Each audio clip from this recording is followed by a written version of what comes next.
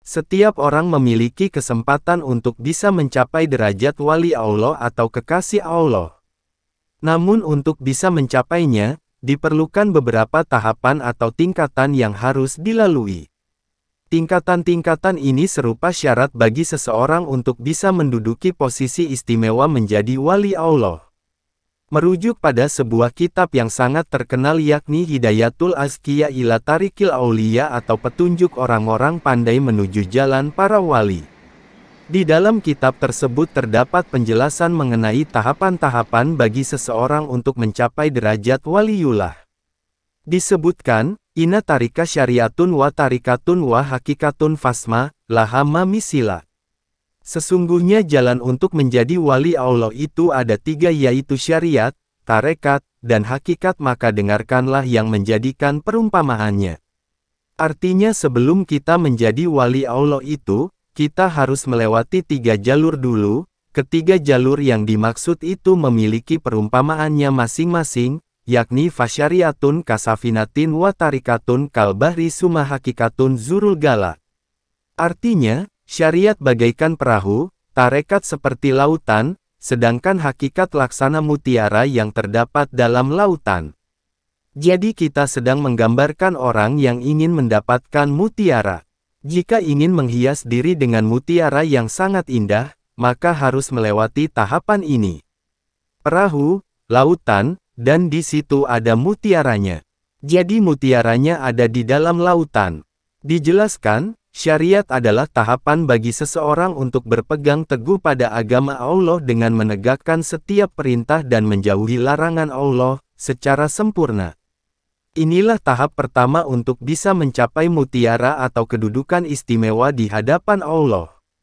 Orang yang ingin menjadi wali, harus menghiasi dirinya dengan syariat. Semua perintah Allah, laksanakan. Semua larangan Allah, tinggalkan. Ini baru tahap atau jenjang pertama. Salat, puasa, zakat, haji, selesai. Semuanya harus selesai, demikian penjelasan kitab tersebut. Dijelaskan, syariat adalah tahapan bagi seseorang untuk berpegang teguh pada agama Allah dengan menegakkan setiap perintah dan menjauhi larangan Allah secara sempurna. Inilah tahap pertama untuk bisa mencapai mutiara atau kedudukan istimewa di hadapan Allah. Orang yang ingin menjadi wali, harus menghiasi dirinya dengan syariat. Semua perintah Allah, laksanakan. Semua larangan Allah, tinggalkan. Ini baru tahap atau jenjang pertama. Salat, puasa, zakat, haji, selesai. Semuanya harus selesai. Jika tahap pertama sudah selesai, maka terdapat tahap kedua yang harus ditempuh yaitu tarekat. Orang yang sedang berada pada tahap ini akan senantiasa mengambil sikap yang lebih hati-hati. Lebih dari itu, orang tersebut juga akan mengambil ibadah-ibadah yang bersifat berat azhimah daripada yang sifatnya dispensasi atau keringanan ruhsyah. Azhimah itu adalah ibadah yang berat-berat, ibadah pokok. Sedangkan ruhsyah itu adalah dispensasi. Puasa Ramadan selama 30 hari atau 1 bulan itu adalah azhimah. Sementara ruhsyahnya adalah orang yang berpergian, orang yang sakit boleh tidak berpuasa, diganti dengan qada atau orang yang tidak mampu puasa boleh mengganti dengan fidyah. Nah, mengganti puasa atau qada di luar Ramadan, karena sakit itu namanya ruhsyah.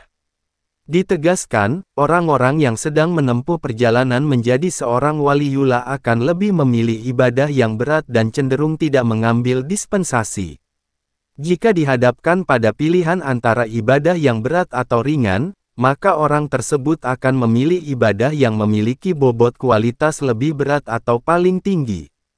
Nah, setelah melakukan itu semua, perintah dan larangan dikerjakan dengan baik dan sempurna, meliputi yang wajib dan fardunya, dia tinggalkan yang haram dan makruhnya, bahkan yang mubahnya, yang kira-kira bisa membahayakan bisa mengantarkan kepada yang makruh dan kemudian mendorongnya kepada yang haram.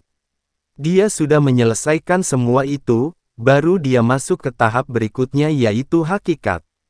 Hakikat merupakan titik sampai pada objek yang sedang dituju. Seseorang yang sedang berada di tahap ini akan senantiasa menyaksikan cahaya penampakan Allah dengan sangat jelas. Bahkan seakan-akan, terhadap segala sesuatu, yang terlihat hanya Allah. Saat dia mendapat nikmat maka hanya akan melihat bahwa ada Sang Pemberi di situ. Ketika dia mendapat musibah maka dia akan hanya melihat bahwa ada Sang Penguji yang hadir. Jika semua pandangan pada segala sesuatu itu hanya tertuju pada Allah, maka tidak akan ada nikmat yang membuat lalai dan tidak ada pula musibah yang membuat hidup jadi terbengkalai. Inilah tingkatan-tingkatan manusia yang akan mencapai derajat para wali. Siapa orang yang naik perahu kemudian berlayar di lautan, dia turun dan tenggelam, di situ dia akan mendapatkan mutiara. Artinya, siapa yang menjalankan syariat kemudian masuk ke dalam tarekat secara istiqomah, dia akan jatuh ke dalam tempat yang istimewa. Dia akan mendapat hakikat dan di situ dia akan naik derajat sebagai wali, demikian penjelasan kitab tersebut. Wali Abdal adalah paku bumi. Setelah masa kenabian selesai, Allah menggantikan kedudukan para nabi dengan sekelompok orang dari umat Nabi Muhammad SAW. Mereka lebih utama dari kebanyakan orang lain bukan karena kebanyakan salat, kebanyakan puasa, dan banyak perhiasan, tetapi karena kewaraan yang benar, niat yang tulus, kebersihan batin terhadap semua umat Islam, bimbingan terhadap mereka dengan mengharap ridha Allah, sabar tanpa kasar, rendah hati tanpa terhina.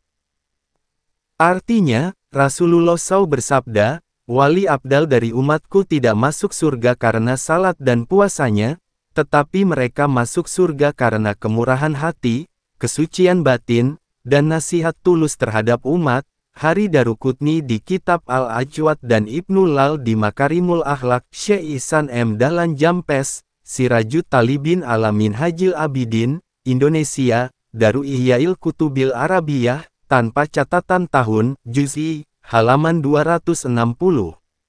Wali Abdal tidak pernah melaknat, menyakiti, merendahkan, dan melampaui batas terhadap apapun dan siapapun.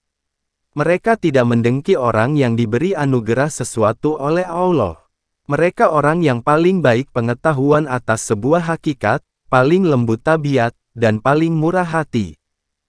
Artinya, Syekh Asy-Syadzili berkata, siapa saja yang keburukannya berganti menjadi kebaikan, maka ia adalah salah seorang wali abdal. Lihat Syekh Ihsan M. Dahlan Jampes, I. 262.